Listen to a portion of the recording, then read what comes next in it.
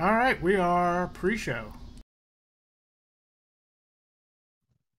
Hello, fine people. All 0 of you. Oh, I'm sure they're out there. Have you seen our analytics? Because I've seen our analytics. Wonder what we're doing wrong.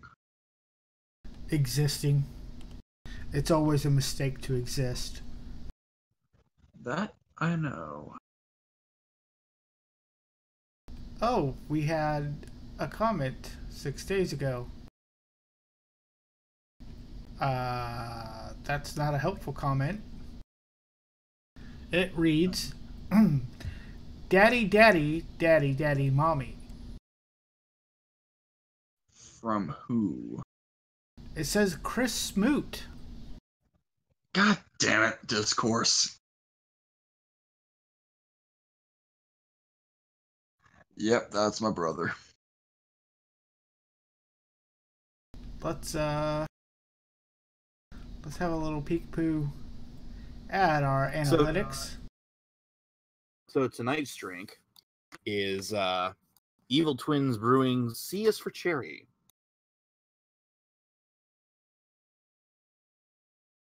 .5% ABV. And Goza with cherry.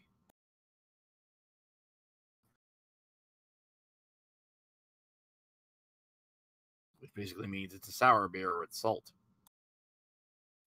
Oh.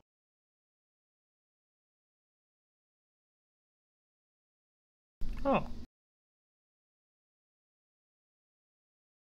So, in the last 28 days, we have 5 minutes of watch time and 11 views. We suck. Yeah. It's okay. We have a very niche audience. Womp womp. Do we? No. Yes. Apparently, since it's only 11 views. Well, Niche. and then you divide that 11, you divide 5 minutes up amongst those. I thought you said 55 minutes. Nope. Whatever. So we've got a niche audience that enjoys 2.2 minutes of our content, and then they're done. Well then. Can we just be like an MMA podcast now? Do any of us even watch MMA? Really? Not as much as I should. Yeah, I should probably watch more. I watched I don't- TJ Dillashaw kick the shit out of Garbrandt in that fight. See, that's why I don't watch MMA, because like I have this empathy problem where when I see someone get the living shit beat out of them, I'm always like, ugh. So, It makes me good. No, Garbrandt deserved it. oh well, I mean, I guess if he Garbrandt had it bitch. coming. Nah, he's a bitch. He deserved it. Plus, in Nick Diaz's fight or I don't know what the fuck happened with Diaz. Who knows?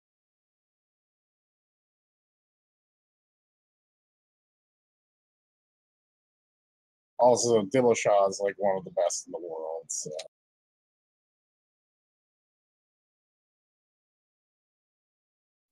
Personally, I like seeing tap outs more.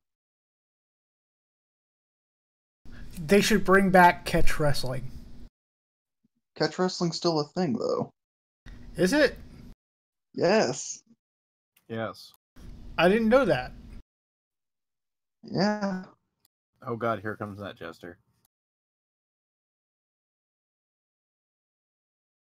Let me post this to Facebook. Yeah, Josh Barnett's a catch wrestler. Well, I don't mean I mean just like straight up catch wrestling matches. like Yeah, how they those are used to still, do like back in the day. yeah, those are still a thing. Okay, so that should be our niche audience. Right. Let's start watching that, and then we'll go after that If audience. I can be perfectly honest with our audience issue, the last time that we tried to get that mega push for stuff, I was really the only one who was successful in getting those numbers up. I mean, I know a couple of you guys got a couple people, but at the same time, it's like, Well, I mean, sure, we got subs, but like, what's our retention on those subs? You know what I'm saying? Like, I know what you are saying, sir, and that's exactly the problem that we're having. Yeah, the only problem is I don't have a lot of friends who like wrestling. I have no friends who like wrestling. I have a Friends few. I who- have like two that said they were going to that subscribed and said they were going to try to listen weekly, but I guess they just forgot. Well, that's the whole point, right? Don't say retention. I got a summer cold and my nose is retaining everything. Oh no. I'd like for your face to retain my fist. No, you wouldn't, because then you wouldn't get it back. And you'd want your fist back, especially after touching his face. After touching his face, I probably wouldn't want it back. But then you'd be permanently attached to him, and it'd be like, No, I'll cut it off. I'll just hit him with the right one. could be worse, could be human centipede. The left one's still good. Bet the left one. It writes, it feeds me, you know, it relieves a little bit of tension every now and again. We don't need to know that. You know what else we don't need to know? Your face? Pretty much. Damn, son.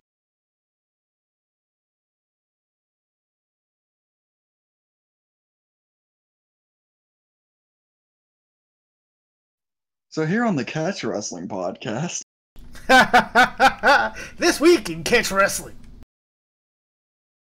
Here on the preseason football podcast. oh yeah. Oh, yeah. 2 seconds. I gotta go watch the Saints. The Aints. Why? It's already the third quarter. Everything at this point doesn't mean anything. Oh, I know. I completely forgot, but it's football. It's preseason, so everyone forgets. Monday. Well, shit. I forgot it was happening until about 30 minutes into the game. But Shit. the Packers aren't like the majority of their starters aren't playing anyway, so So it doesn't really matter. Colts play the yeah, Ravens not really.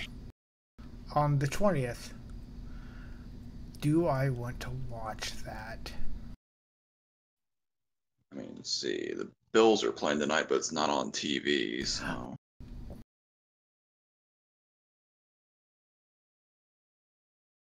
Oh, the Colts play the Seahawks tonight. Yes, they do. Okay, the Bills are up 17-14 in the third quarter on Carolina.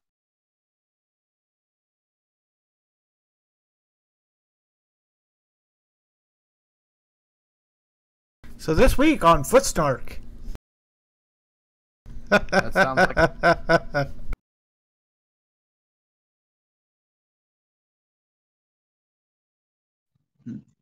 Hell, I forgot Impact was on.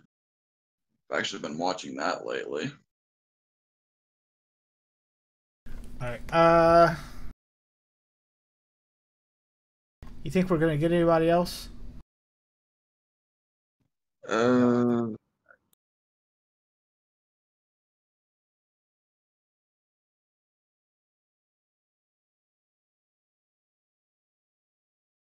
I don't think Vassar's coming. Although he was in the chat earlier.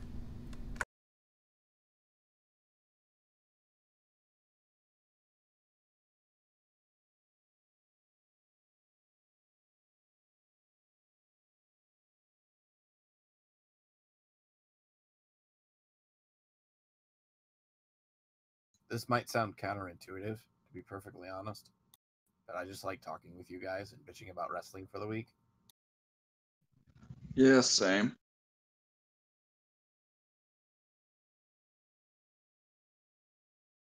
But Yank, if you could start the show. Oh, I mean, we've been pre-showing since you said the pre-show. Right, so hit the theme music.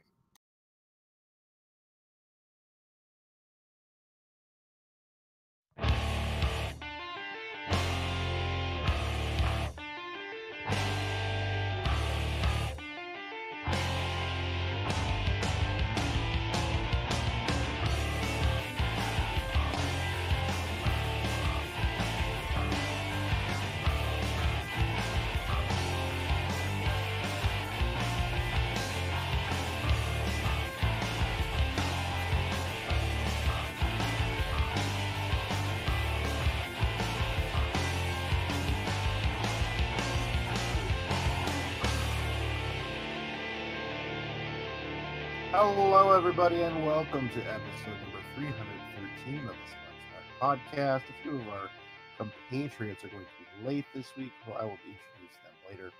But for now, thank you, podcastthemes.com, for our theme song.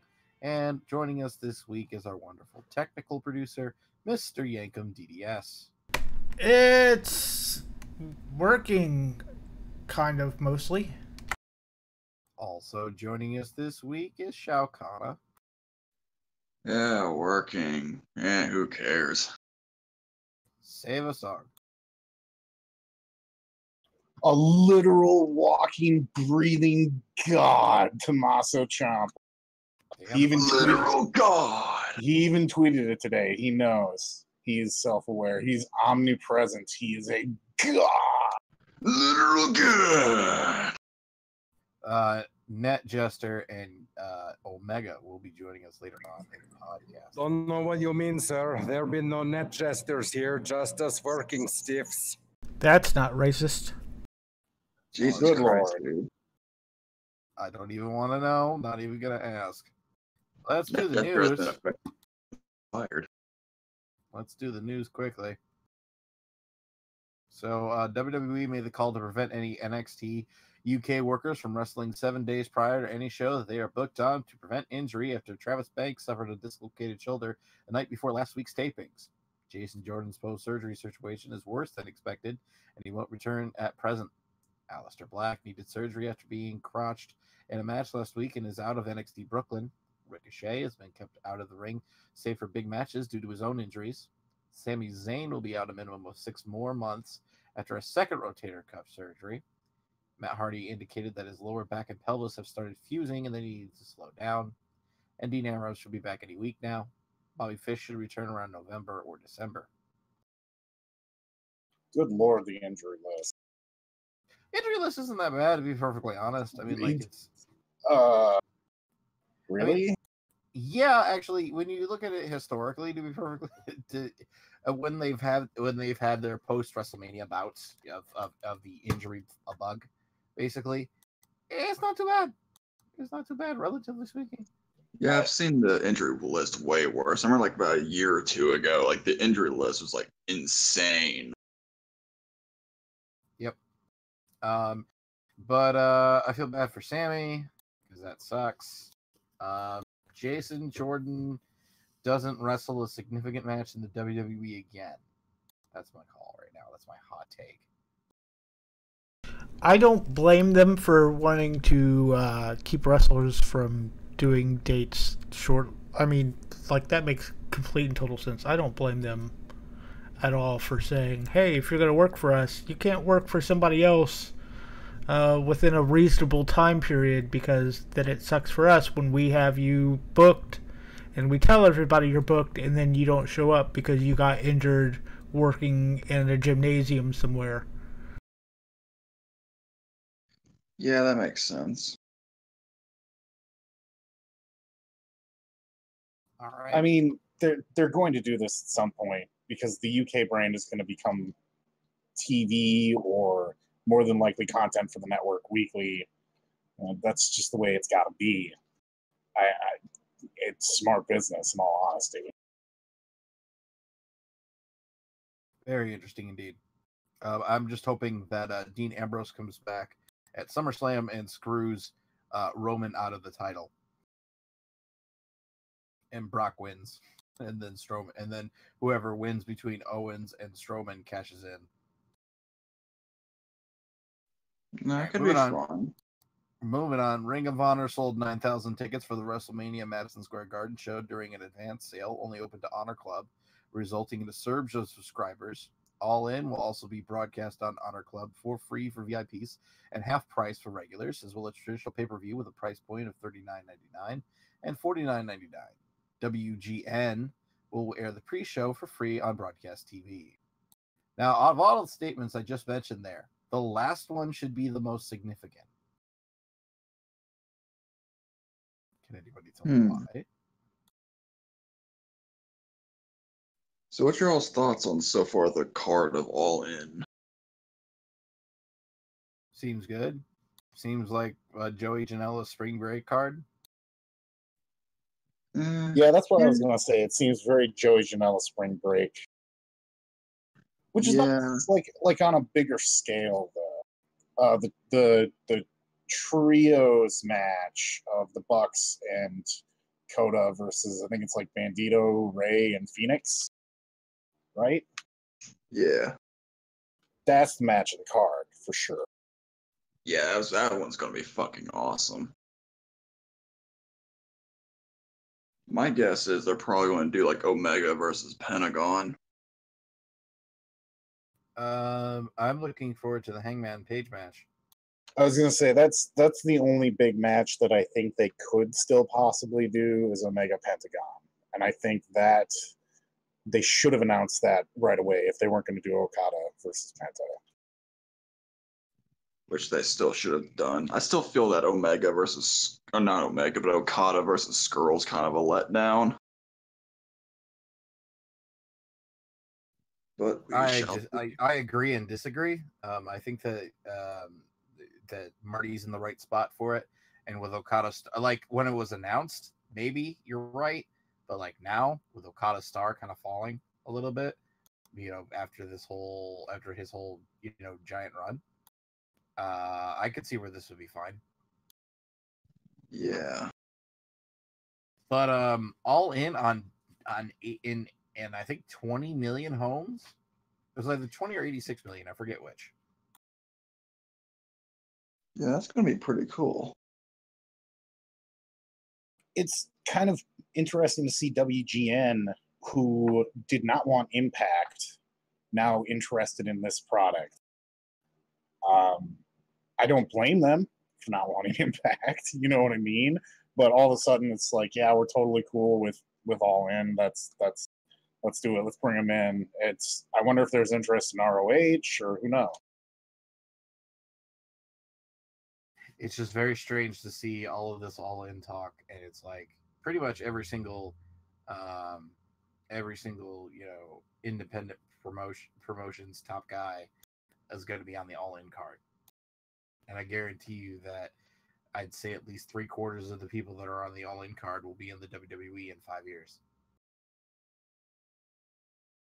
I hope not.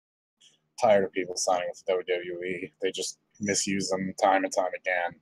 Just stick around the indies. Seriously. Here we go. In the most controversial decision I've ever heard of, New Japan President Harold Meiji banned English language swearing and middle fingers in an attempt to raise appeal and garner more sponsors, getting Tama Tonga in trouble for his fights on social media. Batista said he's ready to request his release from Guardians of the Galaxy 3 if they deviate from James Gunn's versions of the script. And Renee Young will commentate the Mae Young Classic and this Monday's Raw, filling in for John Coachman. For the Raw news, oh, that's awesome. I'm sure Renee's better than Coachman, but yet again, who isn't? Coach doesn't bother me that much. All right. I also really hope Renee has improved. She was decidedly not good at commentary the last time she did it. And she even admitted that, so I'm hoping she's much, much better now. Yeah, man. She's probably gotten better. Robots. It's Robots. disappointing to hear. Robots coming. Yankum, this is why we have the other room, so we can move people like Kana into that other room when they're robotic. Anyway.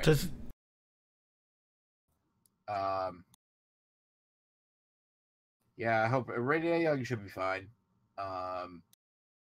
And I wouldn't be surprised if Batista gets out of his movie deal, because I have a feeling that this James Gunn thing is not going to blow over.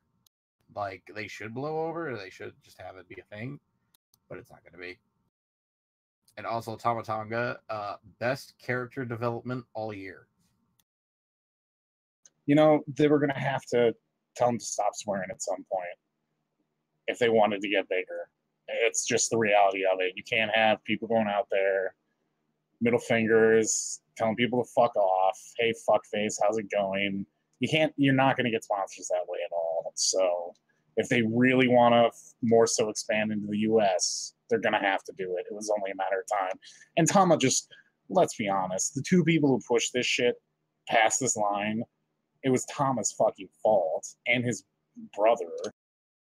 They just swearing constantly in the match and fucking, just fuck every other word.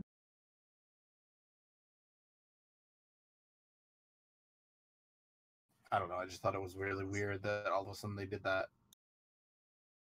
Yeah. Well, it's not all of a sudden, it's new leadership. New leadership is going to bring in their own rules and changes and stuff. Well, I mean, obviously, but at the same time, this new leadership was here for years now, but they didn't stop the swearing before this. But, you know, it's perfectly fine that they have.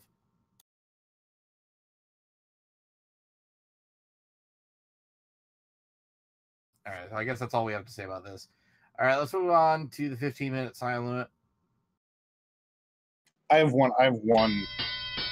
Can I just do one more thing about the swearing thing? Yeah. It'll be real quick. One of my favorite shows of all time is Mad Men. And originally that show was going to be on HBO. It would have literally been nothing but tits and swearing. I am so overjoyed it was not, because without swearing, you actually have to make the words and the actions mean something to get people into it. It's just kind of cheap. So get good, scrub asses. Right. I just believe that there are no such thing as swear words. So you should be able to, you know, say whatever words that you want. The only people that make swear words are, you know, other things, blah, blah, blah. We've all heard this argument before. Yeah, I get what you're saying, but I kind of agree with Dog because a lot of times having those limits force people to be more creative. Exactly. Like, South Park would not be near as good if they could just do whatever the fuck they wanted, or any of those like comedy shows like that. A lot of times, you're totally right in saying that. All right. 15-minute time limit. We're going to talk about Colt Cabana here. Colt Cabana is suing CM Punk for $200,000 in the general damages and $1 million in punitive and exemplary damages after claiming that Punk agreed to cover all legal costs associated with the Dr. Amon trial. Cabana claims he would have taken down the Art of Wrestling podcast with Punk as requested had Punk not told him his lawyers would deal with it and that he was 100% covered. The pair signed an agreement when retaining Sonny Brenner in 2015 that Punk would be responsible for all invoices, but Punk sent an email in April 2016 saying he was done paying his bills and that Cabana owed him half, forcing Cabana to retain a new lawyer until Brenner agreed to continue representing him up until March 2017, when Cabana believes Punk caused him to withdraw. Colt then hired Kerry Stein, who is demanding $200,000 in legal fees from Punk following the verdict. So we got a timeline here of stuff and the CM Punk thing. I guess this is pretty shitty on Punk's part. I mean, if that's the way that things are rolling out here. Yeah, if Punk was the one, if Punk legitimately told Cabana, you got a cease and desist. Don't worry about it. I'm going to my lawyer. He's going to take care of it. And then, Cabanas had to come out of pocket over it. Then, Punk should be held 100% responsible for that. Apparently, on the 16th of December in 2014, Cabana got a demand letter by mail, and I assume this demand letter was the one to take down the podcast. And then Punk says his lawyer, Sonny Brenner, will come up with a game plan and that Cabana is 100% covered. Cabana says if he would have responded to the letter instead of listening to Punk, he wouldn't have been involved in the lawsuit. I assume that means if he'd have responded to the letter and just said, look, I'll take it down, or, I'm just interviewing the guy, I'm not responsible for what Punk says on the podcast, then he wouldn't have had to get into this long-out legal battle where now it's $500,000 that he's having to sue Punk over. Let's not underplay the pettiness of the WWE and all this bullshit, because they're sort of the impetus for this whole thing going down in the first place. Amon is not by himself going to sue CM Punk for this stuff. It's pretty clear his job is very damn secure. And it's pretty obvious at this point that WWE, Vince, felt slighted that Punk told him to fuck off. And Punk played the roulette, tell Vince to fuck off. Half the time he'll love you, half the time he'll want you dead. And we'll track you down, and we'll do anything possible to just destroy your life. And he got the bad half of the coin this time. WWE has no reason to pursue this case. They know they're going to lose this case, but they also want to just put a financial and an emotional burden onto Punk. I'm not going to pretend that Punk is not a dick. You would have to have had your head in the sand for the past 2 decades to not know that.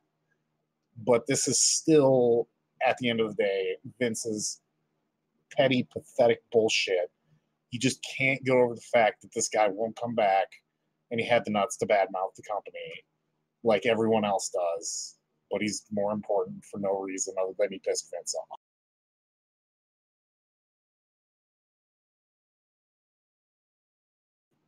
That's my thoughts on it. These two are, obviously, dude, you're going to sue the guy. You've already been in the court for the past 1.5 years, 2 years. Might as well just stay there and get it ring out a little bit more. I just think it's kind of shitty on Punk's part to not pay the fines if he's already signed and set it off. Absolutely. We should baseline that.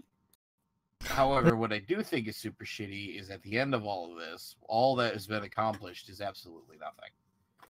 Punk got to say what he wanted to say. He got it done. He said everything he was going to say. And then all of a sudden, fucking Vince, this whole debacle of the past 4 years worth of legal issues and court battles and all this other nonsense, where Punk's had to waste his time and waste his life doing that instead of, training for MMA like he should have been. Hint, hint, wink, wink, nudge, nudge. It's disheartening at the least. Well, let's be real. No amount of training was going to get him anywhere. I was kidding. I was being very facetious. This just goes even further to show how much of a dick that Punk is. By all accounts, these two are best friends, and for Cabana to have to sue Punk to get these legal costs covered. CM Punk being a dick is not news. I'm not going to sit here and pretend that that's a new development in any sense of the word. Well, here's the Everybody thing. knew- everyone on the planet would knows you what have CM ever Punk is like. expected Punk to be a dick to Colt Cabana, though? No, because I assumed they had been friends long enough that he was basically family to him. But I'm still, in the same breath, not shocked. Like, that's kind of how he's always been, is him above everyone else. And I know you have to have some percentage of that to get ahead in any walk of life, but yeah, he just, I don't know. It's just, it feels like kind of more Punk's bullshit. I do feel bad for Colt, because Colt clearly does not have finances to be dealing with any of hell this no. bullshit. Punk does. Between Punk and AJ, they've got plenty of money, and they've got plenty more money coming in, so they got nothing to worry about. Colt is he's doing some indies, and he's the color commentator on ROH. He's making jack. He is making nothing. And he is getting completely fucked over. I'm saying that I am not a huge Colt Cabana fan. I'm not even a big fan of his commentary. I think he's pretty mediocre all around, but damn, he got completely screwed over. At the same time, dude, you've known this guy for how long? You always kind of knew in the back of your head that he's this type of person. I don't know.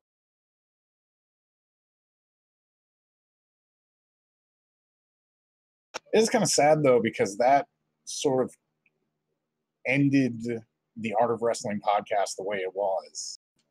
It was kind of like a sea change, and now he's trying to do more of an NPR sort of thing, which is just like, gag me with a spoon, dude. Don't get me wrong, I like me some NPR, but it's just not as good.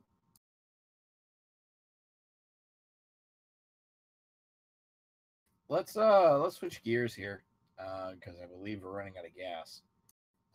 What's not running out of gas though is the G1. God damn that Ishii what you call it, Kenny match. That match was insanity. I mean, we talked about it last week. Ishii is the MVP of this tournament. Man has had classic matches basically every night out. He actually now, because of his victories, is owed a title at the IWGP Heavyweight, the IWGP United States, and the Never Openweight Championship. So, like, one way or another, this dude is either walking into the Tokyo Dome with gold or walking out of the Tokyo Dome with gold. And it is so deserved. It's very, very exciting to see this tournament because you can tell how far people. It's a good benchmark for people who have been in New Japan for multiple years. I think Hangman Page and Juice Robinson have been the most improved over that time. I believe Ishii is,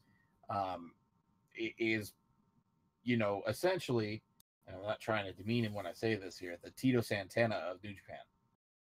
The complete. You're not trying to say that. Come on.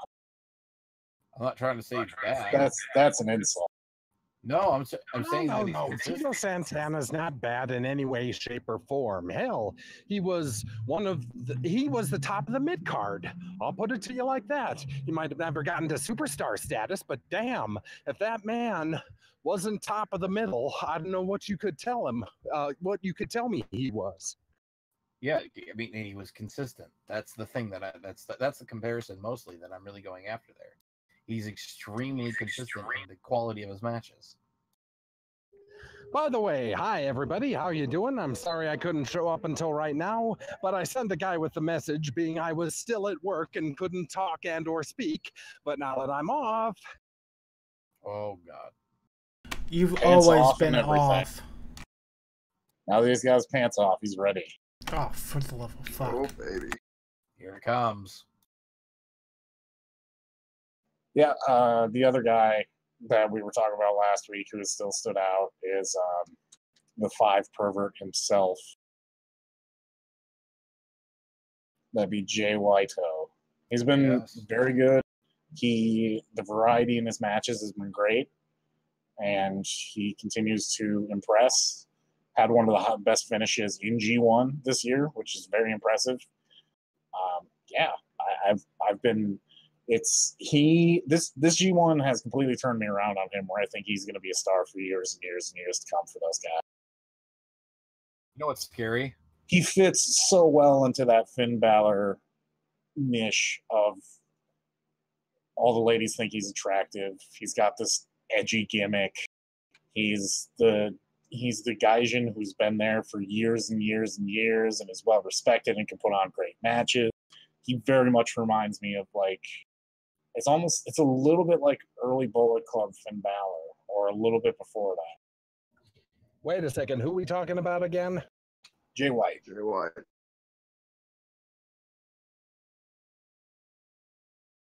You know what the terrible news is, though? So they're going to Budokan for the final, for the finals, basically the last 3 nights. Okada can't have his balloons. Those bastards. Yeah, I heard something earlier on about there being no swearing and no him finger pointing anymore. Yes. Yeah, you totally missed that. Yeah, we already And did no that bit. balloons, too.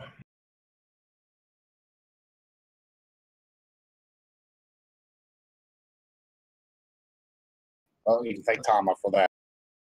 Right.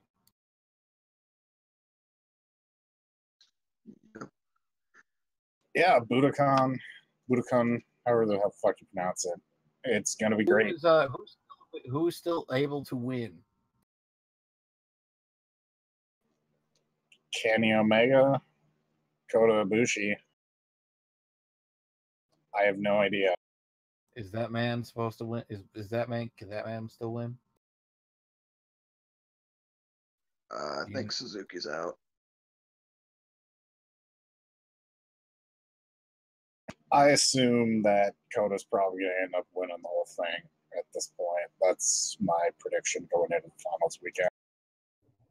Yeah. Well, if he's never won before, I want him to win at least one time in his life. It just sets up way too perfectly with Kenny and Kota in the main event, and they held off on doing it last year, and this year's the perfect time for it. Let's see here. So the people who could still win are Tanahashi, Jay White, Okada, Omega, Naito, and Ibushi. And I believe we still have Ibushi Naito coming up here. Which should be great, as it always is. Yeah. I'd love to see Ibushi win it, but my prediction is Kota over Jay Whiteo in the final. I'm going with Ibushi over Tanahashi. Can I just take 1 second here to say how amazing that the Knife Pervert has progressed over this past year? He's really gotten better. Yeah, we just went over that. Yeah, I said that. He's also a 5 pervert. He's not that into knives, but he really likes the number 5. It's kind of weird. Well, maybe it's Japan. You know, the difference between the dollar and the yen, what was 7 over here is 5 over there. Give little Kazu his balloons, damn it. Yeah. We're done. His perverted balloon. Let's be honest, Chaos is just a stable of perverts. Look at Toriano and tell me I'm wrong. Oh, hell no. All right, moving on. Let's do the ratings. Hey, Yanko, why don't you do the ratings? Alrighty, this week in the ratings on the Dairy Queen drive-thru, we have Impact scoring 248,000 viewers. That is down from the previous week's 299,000. Holy shit, that's a big fucking drop. Raw scored 2.804 million viewers, down from 2.901 million. And SmackDown scored 2.197 million viewers, down from 2.401 million. Wrestling down this week. And with the birthdays, dog. Okay, happy birthdays today to Eugene, Big Daddy Lipscomb, to Nat Pendleton, and to Little Brutus. Then tomorrow, happy birthdays to Nicole Bass, to Chris Zacharias, to Kevin Randleman, to Wally Dusek, to Vince Bagala, to Elmer Guthrie, also to Judy Glover, and to Chucho Villa. Then on the 11th, happy birthdays to Penny Banner, to Shag, James Thomas, to Frank Thompson, to Masaru Iwamoto, also Steve Brody and Henry Kolkovich. Then on the 12th, happy birthdays to Tiger Mahatma Khan, also to Dale Mann, Dave Roll, also Carol Kalmikoff, and Eddie Virag. Then on the 13th, happy birthdays to Lord James Blears, to Jeff Peterson, to Tony Nero, to Billy Thorne, and to Polo Torres. And then on the 14th, happy birthdays to Eddie Gilbert, to Buddy Landell, to Gino Hernandez, to Wally Carbo, and to Jack Altinger. Then on the 15th, happy birthdays to Lee Henning, to Zivko Sreko Milos Simunovic, also to Anthanasios Pakiatos, and then also to Christopher Crow. Those are the birthdays. Got some Greeks amongst the list. This birthday list. All right. You can tell because their names are fucking insane. So I'm going to try to summon Omega BR here. Ready for this? Did we actually sign him to a new contract? I thought it was on a week-to-week deal. No, we got him. Here. I'm going to summon him. All right, here we go. And now it is time for This Week in Wrestling with Omega BR.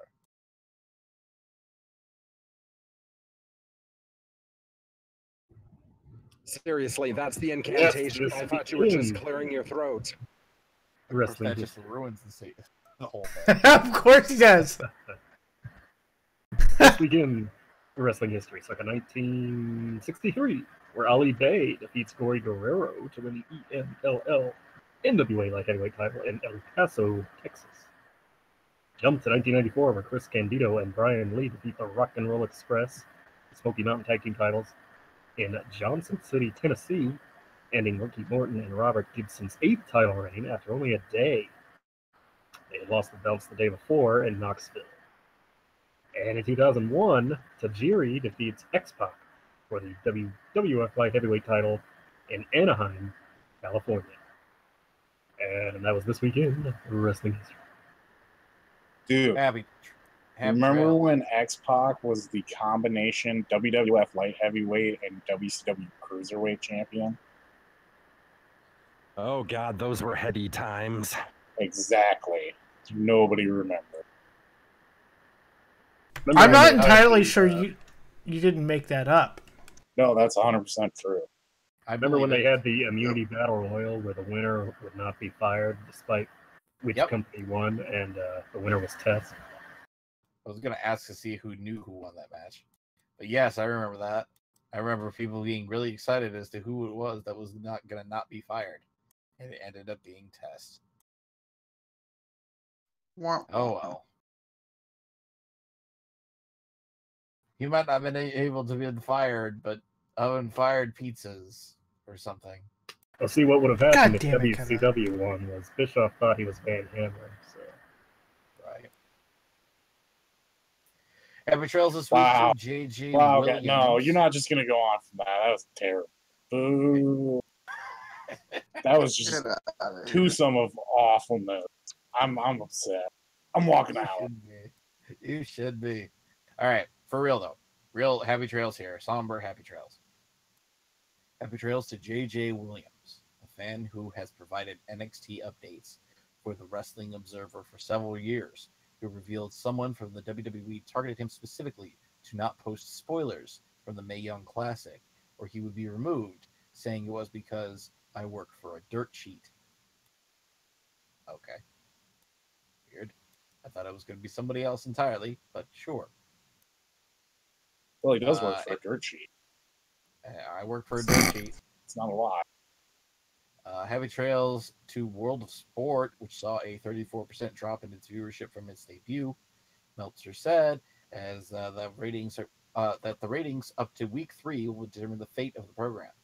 So hopefully, it's able to even out and or bounce back from that rating. All right, gentlemen, what should we watch this week in wrestling? Net Jester, you're first.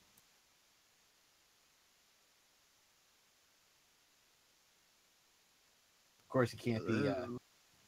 Well, he doesn't have anything to say. Shao Kahn, since you lit up, you're next. Oh, okay. Fuck it. Watch Yano versus Omega. Yankum. Hold on. I'm looking for. Oh, it's a Raw episode. Okay. Raw. From 1/11/99. Kane versus Mankind in a WWF Championship match. I believe that was a Hell in a Cell match, but I'm not. Save us, dog. Just 1 second. I got blasted with sound. How about the WCW Cruiserweight Champion Billy Kidman versus the WWF Light Heavyweight Champion X-Pac from 2001? I think it was SmackDown. It sounds like fun. That actually sounds like a lot of fun. Omega BR, what should we watch this week in wrestling? Well, you know, the Mae Young Classic is taping as we speak. Reign of Champions was last night. A lot of good talent on there, so I think you should watch Zelina Vega versus Lana from this week's SmackDown. You can see, you can see just how much better it could be. And also, Lana has completely screwed her accent.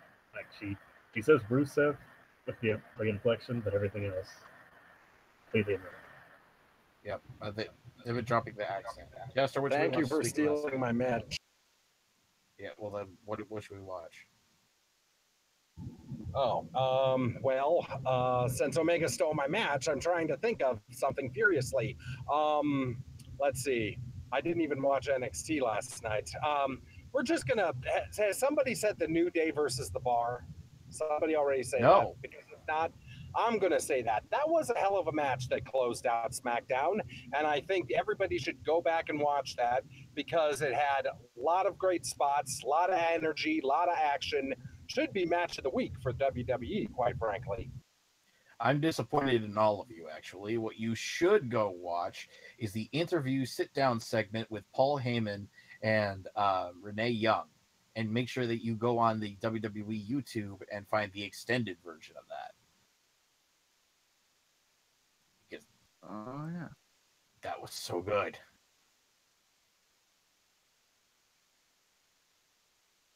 Paul Heyman has been doing a masterful job of selling whatever it is that he's selling. I cannot wait for him to reveal his next client. It will be fantastic. It'll be amazing, and I'm still hoping it's Finn Balor. On what planet? What? I don't understand. All right, everybody. Okay, no, I got a new match this week. Net Gesture versus All of Our Sanity. Yeah, pretty much. Hey, at least our sanity will debut. And not take 9 Oh, weeks. to have that please. happen. All right, everybody. Thank you all for listening. Check us out online. Facebook, Twitter, YouTube. Smash that like button. Subscribe, make a comment. Helps it out. Thank you all for listening. Take care. Spike your hair. Sanity's overrated, and no, I don't mean the wrestling group. Oh, geez. Good night, Anaheim.